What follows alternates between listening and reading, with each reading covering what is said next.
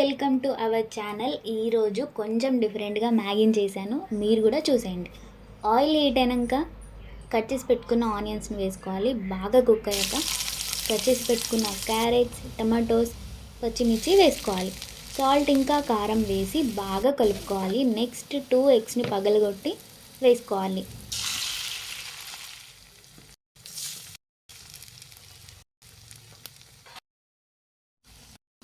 Eggs బాగా cook అయ్యాక ఇలా పీసెస్గా కట్ చేసుకోవాలి.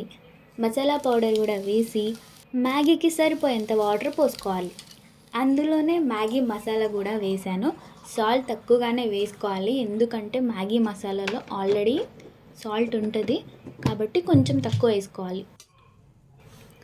మీడియం ఫ్లేమ్లో కుక్ చేసుకున్న తర్వాత వాటర్ అంతా పోయి మంచిగా కుక్ అయినాక